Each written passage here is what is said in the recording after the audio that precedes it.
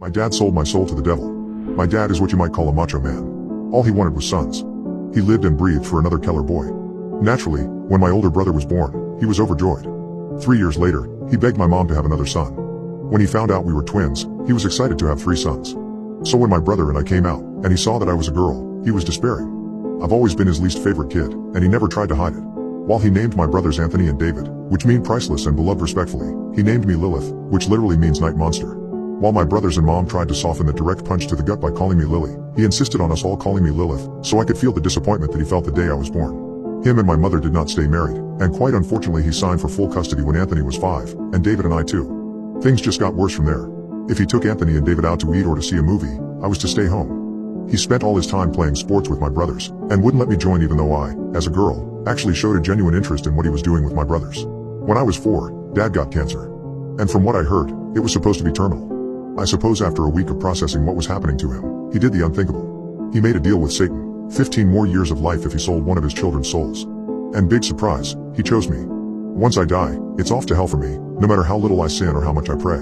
The first time I remember something happening to me was about a month after my dad made that deal. I was in my tiny, cramped room, trying to sleep on a bed I outgrew years ago, while my brothers and dad watched a movie downstairs, when I saw it. This thing in my closet. It was pale, with gaunt, sunken eyes and a gaping mouth. Its long and bony fingers wrapped around my closet door. There was no question that this thing was a demon. I immediately cried for my dad, who stormed up the stairs and gave me a proper beating for interrupting his movie night with his kids. After that, he called me a little girl for crying and locked me in my room. As I cried all that night, the demon simply watched me from the closet, unmoving. Demons watching me were pretty normal from then on. Sometimes it would be the pale gaunt thing in my closet, other times a dark figure hovering over my bed. And on bad nights, a horned figure with glowing red eyes would stare at me, taunting me through the window. After a while, I stopped being scared of them. One night when I was 9, the gaunt creature was back in my closet, staring at me while I read. He began to make this really weird growling noise, to which I shushed him. He then did something he never did before. While he would occasionally wrap his hand around my slightly ajar door, he never actually came out of my closet. Until that night. In one swift movement, he tore open my closet door and stood up fully, revealing he was taller than the ceiling itself. He bent his neck in an abnormal way to fit under the roof. I rightfully should have been crapping my pants at this moment, but for some reason, I just wasn't that scared. We locked eyes for a while, which was more awkward than scary, so I just went back to reading my book. He just looked at me curiously for a while, until my dad decided he wanted to be a horrible person again, and threw open my door to yell at me for something or other.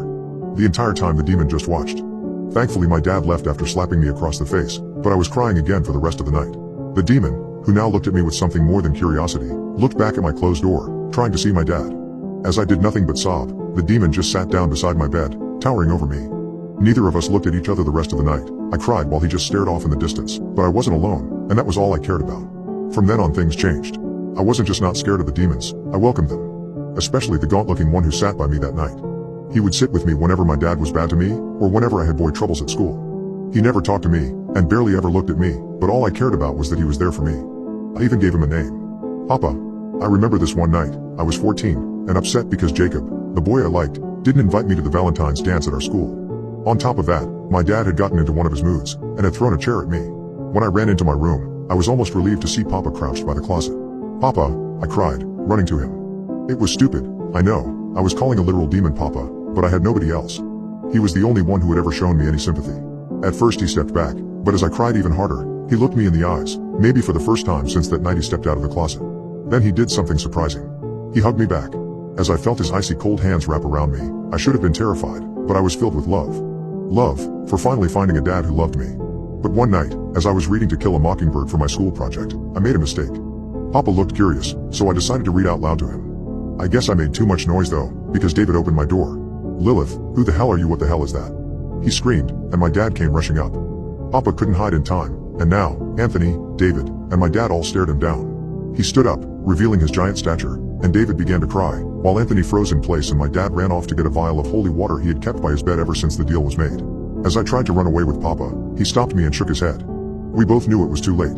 I cried as I hugged him goodbye, and as my dad approached us with the holy water and sprayed it on Papa, he let out a blood-curdling screech that could have been heard across the country. I watched in horror as Papa, who had stayed by my side all these years, faded to nothingness. There, Dad said. It can't hurt us anymore, sons, he said, embracing David and Anthony in a hug. I just laid over Papa's lifeless body, uncontrollably sobbing. We were all so caught up in our own worlds we didn't notice something coming up behind us. He was large, even bigger than Papa, and had 2 large horns, a goat's head, and a large stick in his hand. Dad turned around slowly, looking to this thing as he glared down at my abuser.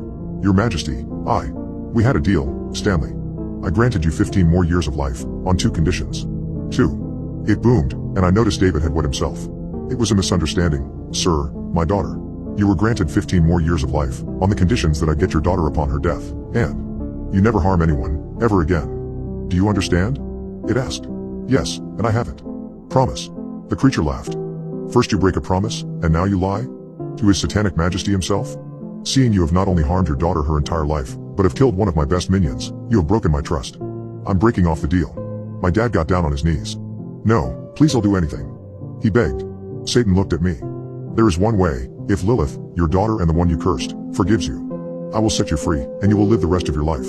My dad slowly turned to me, and put on a smile. Hey, Lily, what about it? Look at me, I'm your dad. Your papa. I raised you. Don't you love me? I'm your dad, for God's sake, he said, getting more agitated as I stared at him. It's up to you, Lilith, Satan said. I looked at Papa's body on the floor, then back to my dad. Come on, you gonna believe Satan, or your dear old father? My dad said, pleading to me. I glared at him. My dad is dead. You killed him, I said. I don't forgive you. And with that, Satan dragged my dad down to the netherworld, my brothers and I hearing his screams until it was far away enough that it faded away, to where he could never hurt me again. As my brothers cried at the loss of their dad, I walked back to Papa, on the ground, and kissed his forehead. Goodbye, Papa. Thank you.